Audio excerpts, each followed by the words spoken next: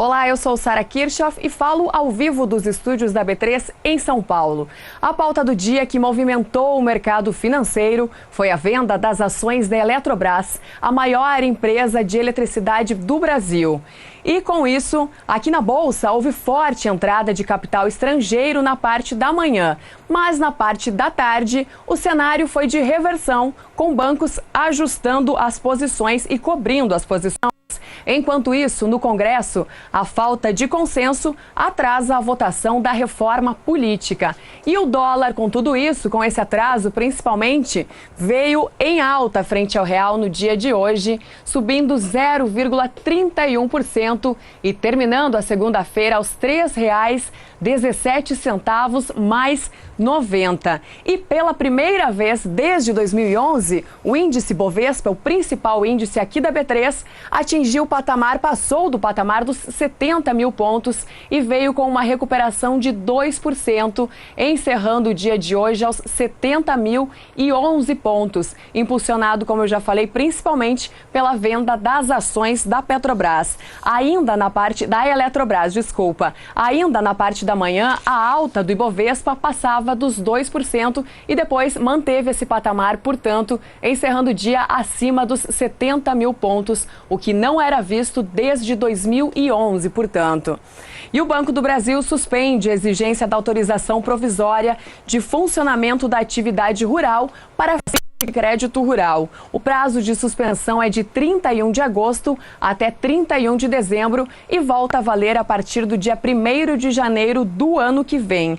De acordo com o Banco do Brasil, a suspensão é válida somente para aqueles produtores rurais que financiaram tanto custeio quanto investimento na safra passada à mesma área e cultura. Portanto, a exigência está mantida para os assentados sem registro de cartório do título definitivo e também poceiros. E o crédito rural para a agricultura empresarial é o assunto de hoje no comentário do jornalista Antônio Resch.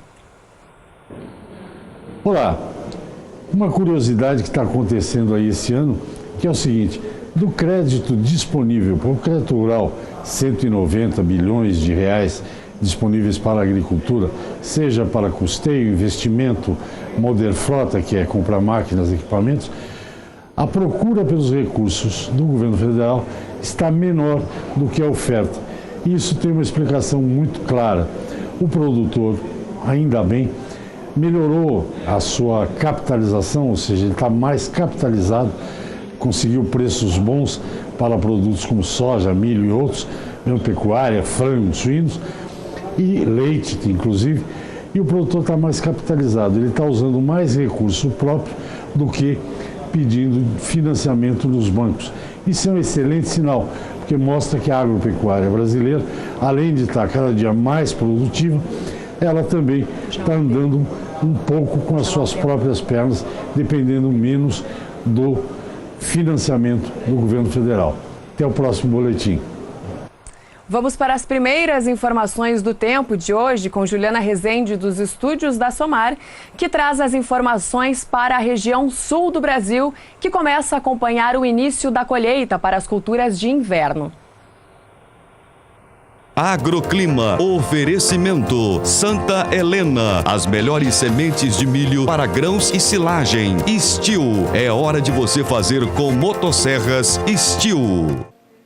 Olá, boa tarde a todos. Nos últimos dias, a passagem de uma frente fria pela região sul trouxe chuvas expressivas, especialmente para o Rio Grande do Sul, alcançando também o Paraná. As principais culturas que foram beneficiadas foram as culturas de inverno, o trigo, a canola e também a aveia branca. Elas foram beneficiadas porque essas chuvas acabaram aumentando a disponibilidade hídrica no solo. Como a gente pode ver na imagem, nas áreas em rosa e também em azul, garantem umidade suficiente no solo para fornecer para o crescimento das lavouras. Já no decorrer dos próximos dias, após o afastamento dessa frente fria, agora quem passa a atuar é uma massa de ar mais seco, garantindo tempo firme em grande parte do centro-sul do país. Algumas instabilidades ainda podem ocorrer em áreas do Rio Grande do Sul, mas de forma fraca e isolada. Os acumulados ficam baixos, em torno de 15 milímetros na faixa oeste gaúcha. Já no decorrer do segundo período, pouca coisa muda no centro-sul do país. A tendência ainda é de tempo mais seco em grande grande parte do centro-oeste,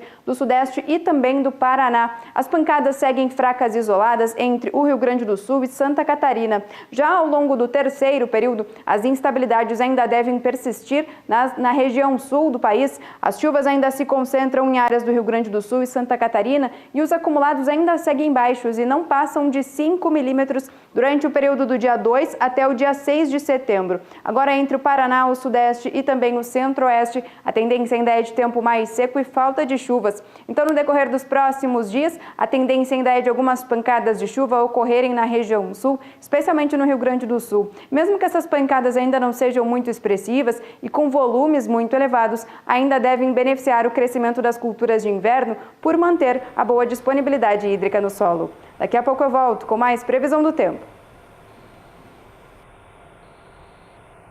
E as exportações do mamão seguem alcançando patamares recordes no Brasil. De acordo com o CPEA, isso acontece principalmente pela baixa na demanda dentro do mercado interno, o que acaba aumentando o volume exportado no período. Além disso, a disponibilidade da fruta também aumentou consideravelmente em relação ao ano passado. Só entre janeiro e julho deste ano, o país exportou mais de 26 mil toneladas de mamão. Isso representa 21% a mais do que as exportações para o período no ano passado. Em receita, essas exportações totalizam até agora 27 milhões de dólares. Em valores, é 8% a mais do que nesta mesma comparação, que é do mesmo período do ano passado. Segundo o levantamento semanal do CPEA, vamos ver como está o preço do mamão nesta semana. Segundo o levantamento semanal, portanto, o mamão vem com o preço de R$ 12,67 a caixa de 13 quilos no atacado, usando como referência o estado de São Paulo, a cidade de São Paulo, São Paulo capital. Em comparação com o final de julho, o produto vem com uma forte queda. Ele era vendido a R$ 14,88 a caixa de 13 quilos e, de acordo com o último levantamento semanal do CPEA, o mamão vem apresentando o preço de R$ 12,67 no atacado paulista. Portanto, o mercado do campo faz um rápido intervalo e depois nós trazemos informações sobre as cotações do café e uma doença que vem preocupando esse setor, que é a broca. Não saia daí.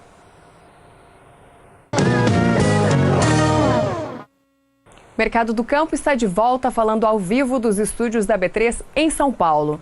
Produtores de café estão preocupados com a falta de um defensivo capaz de proteger a lavoura de uma praga que apareceu, a broca. Um dos integrantes da Frente do Café na Câmara Federal critica a atuação do governo. Confira na reportagem. É uma praga encontrada em todas as regiões produtoras do café do mundo. Essa praga é considerada importante porque ataca os frutos em qualquer estágio de manutenção, inclusive grão já seco. Dependendo do nível de infestação, os prejuízos podem chegar a 21%, somente pela perda de peso.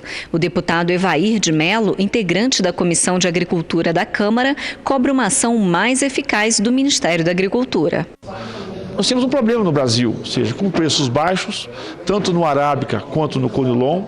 Muitas lavouras são abandonadas e a colheita, às vezes, não compensa você, do ponto de vista econômico, fazer uma colheita, você levantar todo o café do chão e fazer a colheita de tudo que está na planta, ou seja, é um descuido. Aí o produtor tem uma responsabilidade que esse descuido custa muito caro. Ao longo dos últimos anos, essa colheita não foi bem feita, ficou muito grão na planta e isso alojou muita broca. Então nós estamos com muito medo para que a broca possa, assim, espalhar por todo o país nas próximas safras e o prejuízo é incalculável. Nós temos um problema porque a indústria hoje, a Anvisa, já tem uma regulamentação muito clara do limite de café brocado para o café torrado e moído, isso pode ser um problema, embora não tenha nenhuma comprovação que a broca vai fazer algum mal à saúde, mas a Anvisa, por precaução, estamos até questionando essa resolução interna dela, porque ela faz uma resolução de precaução, mas não tem comprovação de algum mal à saúde que a broca possa possa provocar, mas está posta essa resolução. O Ministério está muito devagar e muito lento para liberar outras moléculas no combate à broca, então é um drama que tem que ser feito. Na média, os estados brasileiros, os cooperativos, investiram muito pouco em assistência técnica sensorial nos últimos anos, orientando e alertando. Nós não fizemos campanha nacional da boa colheita para fazer essa preocupação da broca, e hoje é um problema, é um drama que nessa safra, em algumas regiões mais secas, o índice deve passar daquele do mínimo esperado, mas é um alarme para as próximas safras. Se nós não tivermos um produto liberado, que tenha um controle efetivo e uma boa colheita, principalmente no conilon e também no café arábica, ela pode consolidar. Hoje é uma preocupação muito grande e essa preocupação pode se tornar um drama para as próximas safras. Nos próximos dias, a Comissão Nacional do Café vai discutir esse assunto com técnicos do Ministério da Agricultura aqui em Brasília. Camila Xavier para o SBA. E para entender um pouco mais sobre essa situação da broca do café que vem preocupando os produtores brasileiros, o jornalista Walter Pulga Júnior conversou com um analista de mercado, que é também diretor da Associação Brasileira de Produtores de Café, Fernando Souza Barros. Acompanhe a entrevista. Fernando, mais uma vez, muito obrigado por ter vindo participar do nosso programa. Vamos falar de um assunto que preocupa o cafeicultor hoje, que é a broca do café. A broca voltou a preocupar os cafeicultores? A broca, infelizmente, ela saiu de uma situação secundária, de uma praga secundária para uma praga primária. Porque em 2012... foi proibido o endosulfan, que era um produto defensivo que controlava a broca a um custo razoável, era R$50 por hectare.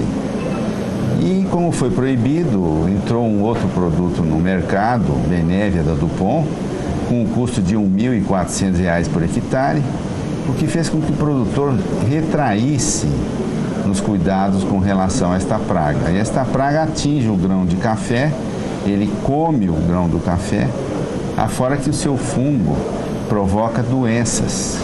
Então é uma praga que, sem controle, ela tem um aumento em progressão geométrica. E prejudica a produção muito. Prejudica muito a produção. Este ano já está com um ataque muito grande. Nós fizemos um levantamento lá em Guapé, em 60 amostras de café, chegamos a um número de entre 14% e 94% de broca. Dependendo do lote, do lugar, da lavoura. E pior, é uma praga em que, se o vizinho não tomar conta, não cuidar, automaticamente todo o serviço que você fez perde. E o produtor não vai ter condições de repassar uma pulverização desse produto, porque o produto é muito caro. Agora, o pior de tudo, Pulga, é que o Ministério da Agricultura e as lideranças, o CDPC, o CNA, todos os envolvidos no agronegócio café não tomaram as devidas providências, a própria Anvisa, porque sempre teve o cuidado de se manter um determinado produto, no caso o endosulfan, no mercado, até que se surgisse um outro compatível para um combate efetivo da doença a um custo razoável para o produtor. Agora, o produtor está desorientado, com um custo de produção cada vez mais alto, porque ele está tendo, além de repassar com um produto muito caro na sua lavoura, ele está chegando ao cúmulo de, depois que ele colhe o café, ele tem que pegar, colocar um mundo de gente para catar os grãozinhos que ficaram no pé de café ou que ficaram no chão e enterrar, porque senão na safra seguinte a broca vem e come o café do produtor. Mas aumenta ainda mais o custo, né? Exato.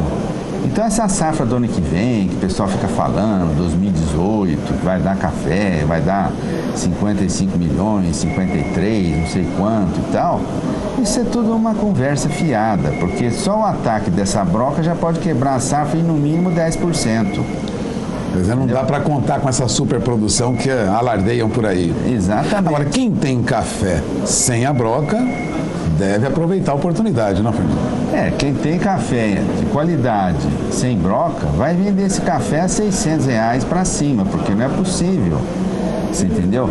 Você vê o mercado achatado por fundos lá em Nova York e todo mundo olhando na tela querendo se filiar a um preço de um produto que não é o nosso, que foi vendido barato, a um diferencial de menos 20, menos 25, menos 15 na bolsa, e que liquida um preço miserável aqui a nível de produtor, R$460, enquanto que o consumo interno nosso está 440, um café com 800 defeitos, 600 e até 1000 defeitos. Quem tem um café de qualidade nesse momento deve tomar cuidado e preservar. Preservar, financiar o café, entendeu? Não vender com adiantamento, porque adiantamento, quando você entrega o café, você alivia o comprador, quer dizer, entra no giro dele o café, e financiar o café e aguardar, porque na realidade a situação é totalmente diferente dessa que está se vendo aí. Não é bem essa superprodução que foi alardeada. Não é essa superprodução, e nós temos certeza que a manipulação através do dinheiro em mercados internacionais, inclusive com dados de estoques, aumento de estoques e isso e aquilo, mas ele vai aumentar estoque. De onde surgiu esse café? Quer dizer, os números, o papel aceita tudo, o café não é papel. Então, o que acontece? Você lembra aquela vez que houve uma inundação lá nos Estados Unidos, que pegaram os armazéns, o café ficou podre, danificou a região lá de New Orleans, tudo lá e tal. Eles mantiveram estoques de café lá de 1 milhão de sacos, não sei quanto lá, ainda na posição de café certificado, quer dizer. Então eles agem de acordo com o interesse deles para comprar da gente o máximo pelo mínimo. Agora, como nós não temos atitude aqui na área política, na área do Ministério da Agricultura, não tem planejamento, não tem gestão, e por isso acontecem essas mazelas em várias áreas aí da agricultura, você entendeu? O produtor sofre. Só que agora chegou a hora dele cobrar. Cobrar onde? Tem audiência pública dia 24, em Brasília. 24 agora de agosto em Brasília. Tem vai ter uma entrevista, um questionamento de vários políticos na segunda-feira, dia 21. Agora, dia 21. No fórum nosso lá de política de café, entendeu? Você pode entrar no WhatsApp. Agora, tem vários fóruns de café no WhatsApp. O produtor precisa participar, Fernando. Participar, porque ele não participa. Estando bom para ele, você entendeu? O vizinho que se dane. Então, só que chega uma hora que ele vai junto pro brejo, porque se o vizinho não tratar da broca, a broca vai no dele e vai morrer abraçado com a pessoa. Bom, você acaba de ouvir mais uma vez Fernando Souza Barros. Fernando Souza Barros sempre muito defensor aí da união dos cafeicultores em torno do agronegócio e o café, a defender preços melhores e levantamentos reais da produção de café no Brasil e no mundo. Passamos o recado, Fernando? Exatamente. Bom, agradeço mais uma vez a presença do Fernando aqui conosco, já nos acompanha há mais de uma década. Obrigado, Fernando. Voltamos ao programa. Enquanto esse problema da broca do café ainda não impacta no preço das commodities para cima, o clima favorável é o que vem mexendo com as cotações do mercado do café mais para baixo. Das principais bolsas que comercializam, que trabalham com os papéis do produto no mercado futuro, somente a Bolsa de Londres registrou altas no dia de hoje. Acompanhe no telão. O café Robusta Futura na Bolsa de Londres, no contrato com vencimento para setembro, teve uma alta de 0,79%, sendo negociado hoje no valor de $2.158 a tonelada. Contrato com vencimento para setembro no valor de $2.135 a tonelada, uma alta de 0,75% neste vencimento.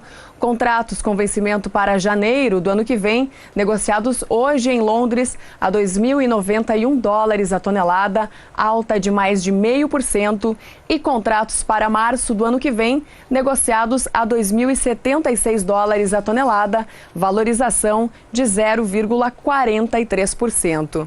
E como eu falei, portanto, já na Bolsa de Nova York, o café arábica veio em queda nesta terça-feira. A queda no contrato de setembro foi de 0,43% e, de acordo com os últimos negócios, esse vencimento hoje foi negociado lá em Nova York no valor de $1,25 por libra-peso. Contrato com vencimento para dezembro, negociado a $1,29 por libra-peso, uma desvalorização de 0,80%. Contratos para março do ano que vem, negociados no valor de $1,32 por libra-peso, queda de 0,74%. E contratos para maio do ano que vem, negociados a $1,35 por libra-peso, a queda neste contrato é de 0,69%.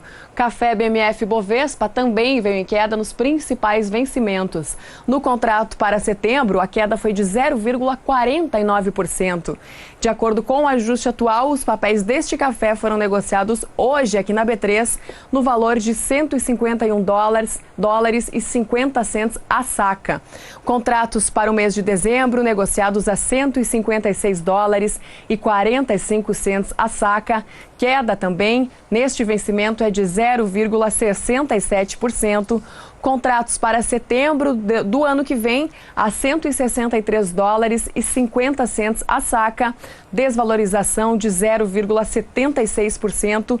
E contratos para setembro de 2019 negociados a $175,15 a saca, queda também de mais de 0,5% neste contrato. E as chuvas em regiões produtoras importantes tendem a favorecer a florada dos cafezais. Nos contratos futuros do café arábica na Bolsa de Nova York, que nós acompanhamos, no acumulado do mês, as perdas somam quase 10%.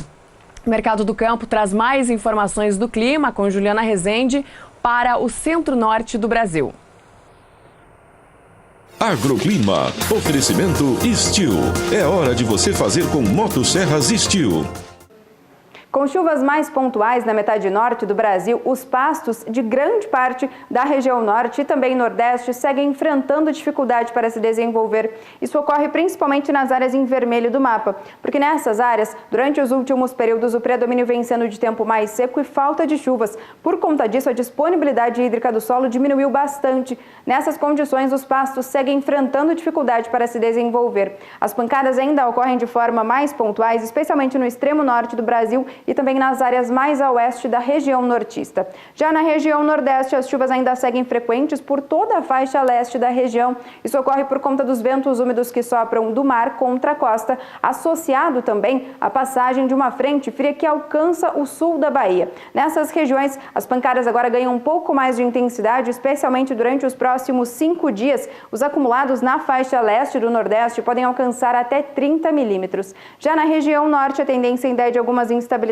concentradas no extremo norte do país, porém os acumulados não passam de 15 milímetros. No decorrer do segundo período, durante os dias 28 de agosto até o dia 1º de setembro, as pancadas ainda seguem fracas na região norte, até se espalham um pouco mais para a faixa mais a oeste. Já na região nordeste, as chuvas perdem intensidade. Os acumulados dessa vez não passam de 5 milímetros. Já ao longo do terceiro período, na primeira semana do mês de setembro, deve ser marcado pelo tempo mais seco no interior do Nordeste e também em algumas áreas da região norte.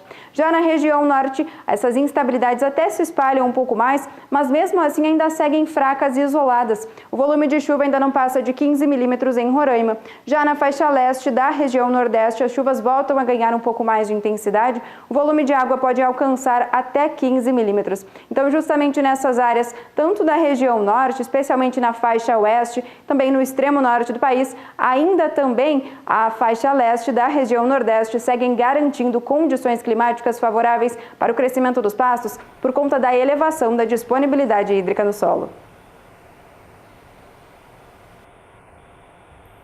E o milho tem dia de queda na Bolsa de Chicago. Mais informações depois do intervalo. Não saia daí.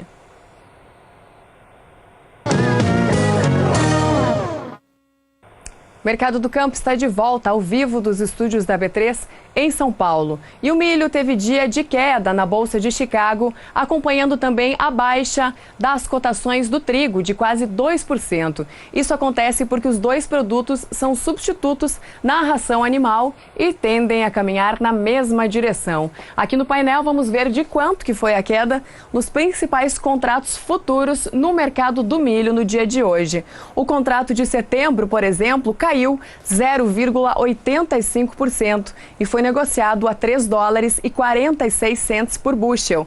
Contratos para o mês de dezembro também com uma queda de mais de 0,80%, sendo negociados a $3,60 por libra-peso. E os contratos para março do ano que vem, negociados a $3,72 por bushel, não por libra-peso, desculpa, tiveram uma queda de 0,73%.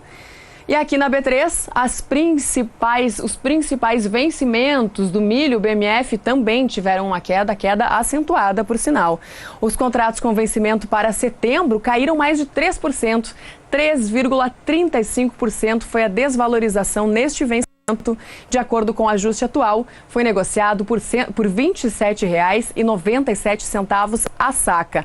Os contratos para o mês de novembro, negociados aqui na B3 hoje por R$ 29,10 a saca, com uma queda de 2,38%. Contratos para janeiro do ano que vem, no valor de R$ 30,23 a saca, queda de 2,80%. E contratos para março do ano que vem, a R$ 31,37 a saca, a queda neste vencimento é de 1,75%. Já a soja não acompanhou este mercado. A soja veio com uma leve valorização lá em Chicago, operando perto da estabilidade no dia de hoje. O contrato para o mês de setembro teve uma alta de 0,13%. E foi negociado no valor de R$ 9,33 por bushel. Contratos para o mês de novembro a R$ 9,37 por bushel, alta de 0,13%. E contratos para janeiro do ano que vem a R$ 9,45 por bushel, alta também de 0,13% neste contrato. A soja BMF Bovespa operou muito próxima do que aconteceu lá em Chicago, também com leve valorização dos contratos, mas muito próxima da estabilidade. Os contratos com vencimento para setembro subiram 0,15%, negociados a $20,58 a saca. Contratos para o mês de novembro a $20,66 a saca, alta de 0,10%. Contratos para janeiro do ano que vem a $20,84 a saca, alta também de 0,10%. E contratos para março do ano que vem a $21,03 a saca, valorização de 0,14% neste vencimento. E a Expo Genética começou na segunda-feira e segue até domingo na cidade de Uberaba, trazendo o que há de melhor, o que há de mais moderno para o melhoramento genético, que é a manchete dessa exposição organizada pela ABCZ. O repórter Daniel de Paula está lá e tem mais informações. Boa tarde, Daniel. Boa tarde, Sara. Para você e a todos os que acompanham o Mercado do Campo desta terça-feira, muito especial para nós. São 6h10 da tarde, pelo horário de Brasília. Aqui parece verão, com o sol abrindo aqui na minha frente, plena 6h10 da tarde, mas é que nós estamos dentro da churrascaria Cupim Grill, que vai abrigar o leilão virtual, quarto leilão, na verdade, a quarta edição do leilão Genética Provada. Daqui a pouquinho nós teremos informações na programação do Canal do Boi a respeito disso, mas nesse momento, para falar de mercado, para falar dessa verdadeira atmosfera de melhoramento genético que se tornou a Expo Genética, que chega na sua 10ª edição, eu tenho um cara aqui especialista em mercado, especialista em melhoramento genético e em distribuição de genética.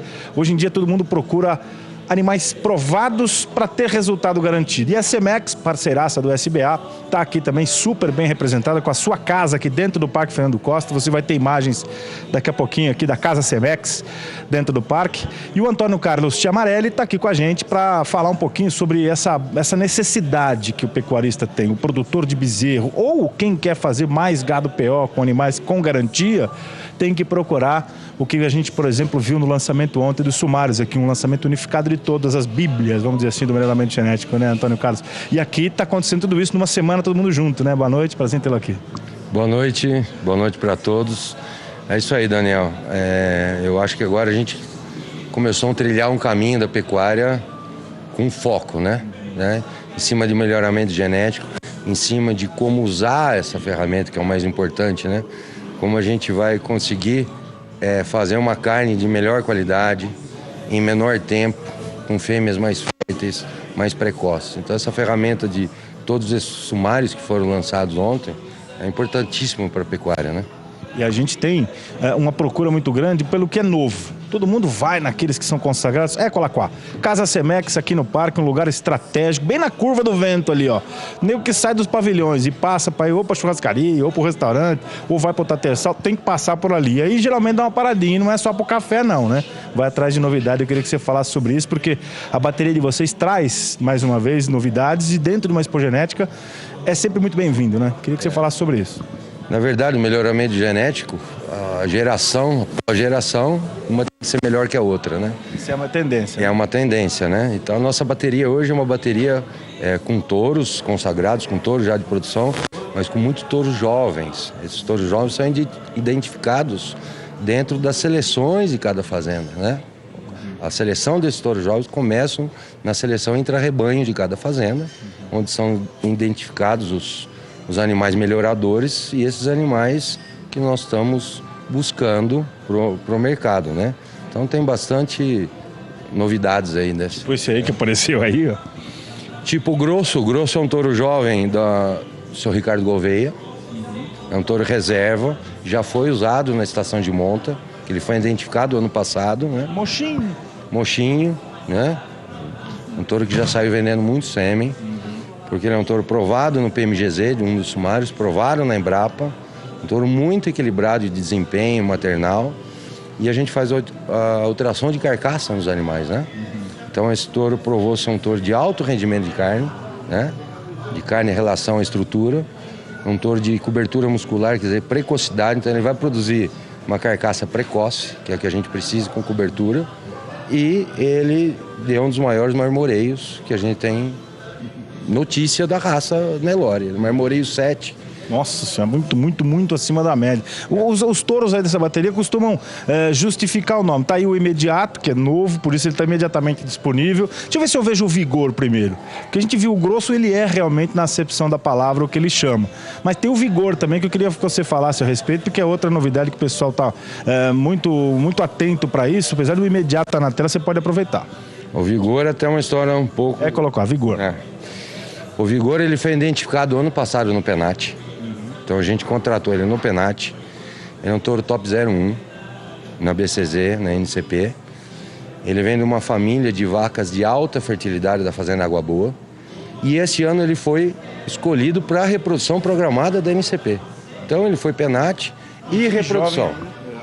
E para entrar na reprodução programada, é feita a prova genômica dos touros. E a prova genômica dele confirmou, ele é top 01 para maternal.